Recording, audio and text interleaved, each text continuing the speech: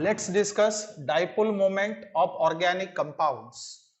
अब देखिए organic compound में जैसे दो एटम के बीच, दो डिफरेंट एटम के बीच अगर कोवैलेंट बॉन्ड फॉर्म हुआ हो तो ऐसे में क्या होता है, शेयर्ड इलेक्ट्रॉन पेयर ऐसे एटम के तरफ ज्यादा अट्रैक्ट किया जाता है जिसकी इलेक्ट्रोनेगेटिविटी ज्यादा होती है।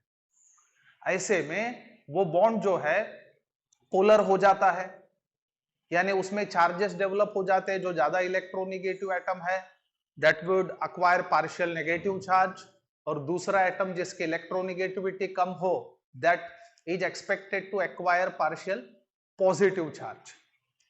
अब ये जो चार्जेस डेवलप हुए हैं due to difference in electronegativity उसे पोलैरिटी कहते हैं, एंड डिग्री ऑफ पोलैरिटी और magnitude of polarity is expressed in terms of dipole moment. So याद रखे, so due to difference in electronegativity, of combined atoms, क्या होता है, bond becomes polar and degree of polarity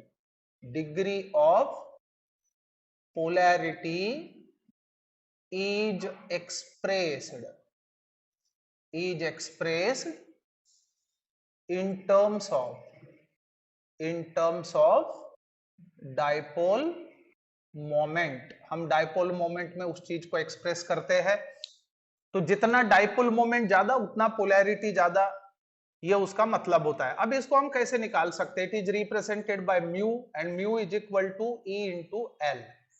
अब देखिए यहां पे ये क्या चीज है, where E is the magnitude of separated charge. It is what? Magnitude of separated charge. और L जो है ये इंटर न्यूक्लियर डिस्टेंस है, where L is inter nuclear distance. अगर हमें ये दो चीजें पता हो, I mean magnitude of separated charge and inter nuclear distance, so we can determine the dipole moment in a specific species. अब ये एक चीज याद रखें, खाली पोलैरिटी पे ही डाइपोल मोमेंट डिपेंड करता है ऐसी बात नहीं है। It depends upon shape of the molecule also. अब जो सिमेट्रिकल मॉलिक्यूल्स होते हैं उनमें डाइपोल मोमेंट 0 होता है, याद रखना। So dipole moment also depend on shape of the molecule, अब जो सिमेट्रिकल मॉलिक्यूल्स होते हैं, symmetrical molecules have no dipole moment, उनमें डाइपोल मोमेंट नहीं होता है। अब आप सिमेट्रिकल मॉलिक्यूल कैसे पहचानोगे? सो याद रखना, इन सिमेट्रिकल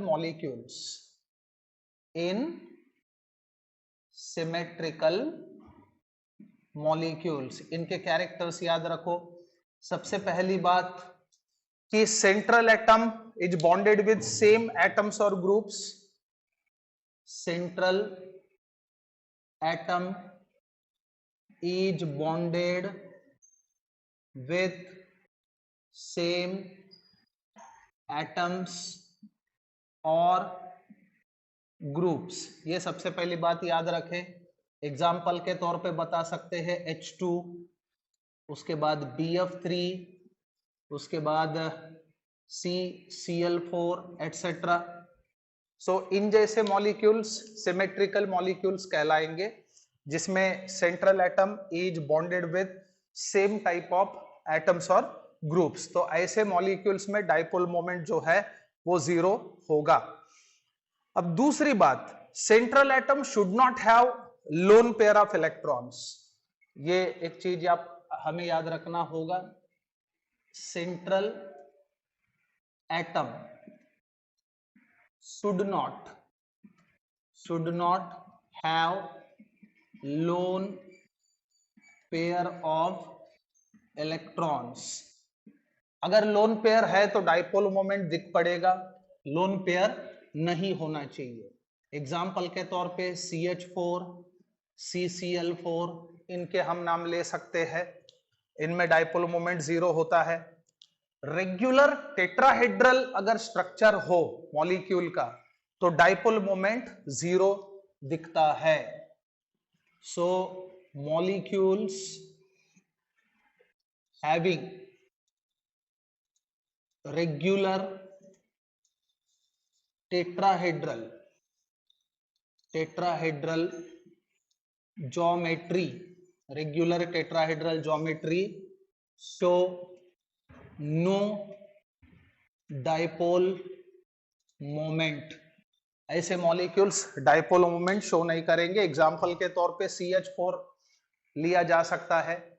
और एक चीज, dipole moment is directly proportional to the electronegativity of atoms surrounding. जैसे सेंट्रल मॉलिक्यूल है, मॉलिक्यूल में सेंट्रल एटम को जो सराउंड कर रहे एटम्स, उनकी इलेक्ट्रोनेगेटिविटी जितनी ज्यादा होगी उतना डाइपोल मोमेंट ज्यादा होगा। So dipole moment is directly proportional to the electronegativity of surrounding atoms। अब इसमें एग्जाम्पल के तौर पे हम लोग देख सकते हैं, फॉर एग्जाम्पल क्लोरोफॉर्म कंसीडर करो। क्लोरोफॉर्म में ज्यादा डाइपोल मोमेंट होगा as compare to the bromoform, bromoform में ज्यादा होगा एज कंपेयर टू आयोडोफॉर्म, क्योंकि क्लोरीन की इलेक्ट्रोनेगेटिविटी ब्रोमीन से ज्यादा है और ब्रोमीन की आयोडीन से ज्यादा।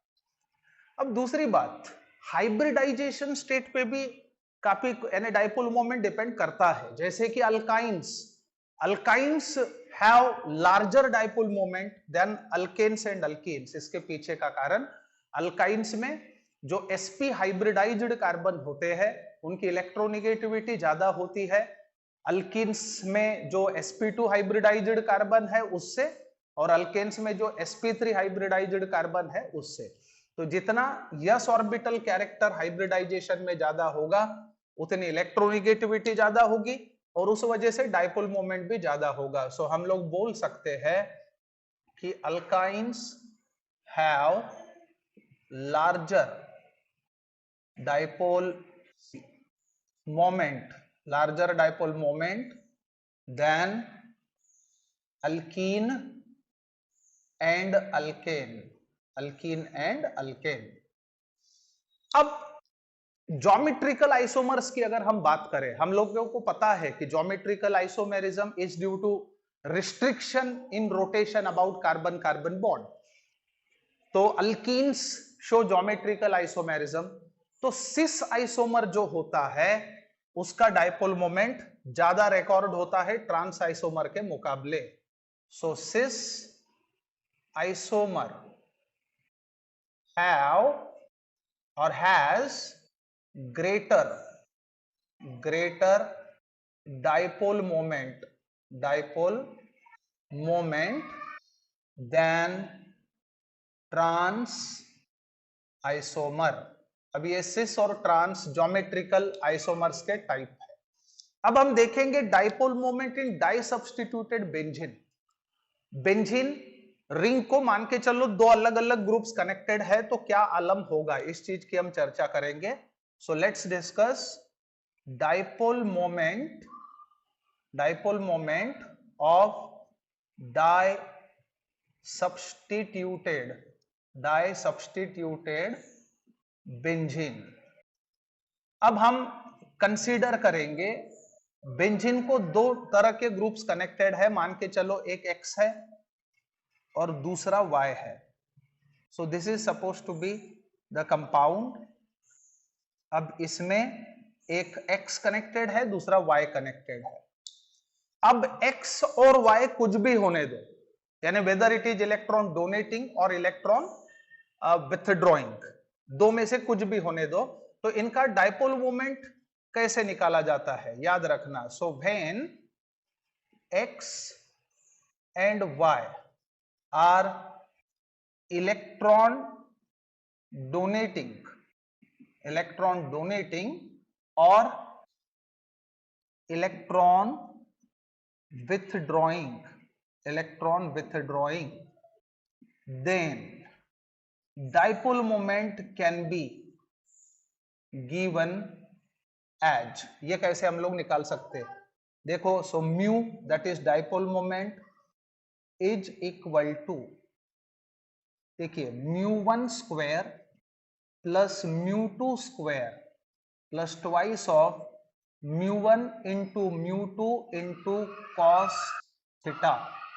कुछ इस तरह से हम लोग डाइपोल मोमेंट को निकाल सकते हैं डाई सब्स्टिट्यूटेड बेंजीन में, इरिस्पेक्टिव ऑफ द नेचर, यानी ये दोनों या तो इलेक्ट्रॉन डोनेटिंग होने चाहिए या दोनों इलेक्ट्रॉन विड्रॉइंग होने चाहिए। अब देखिए μ1 का क्या मतलब होता है, μ1 का मतलब होता है dipole moment of CX bond, याद रखें, where μ1 is equal to what, dipole moment of CX bond. उसके बाद μ2 का क्या मतलब होगा, dipole moment of CY bond, dipole moment of CY bond.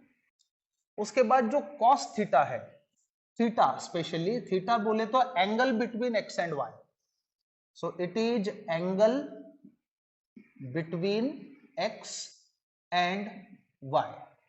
अब याद रखना, ये एंगल जितना छोटा होगा उतना डाइपोल मोमेंट जो है वो ज्यादा बढ़ के दिखेगा।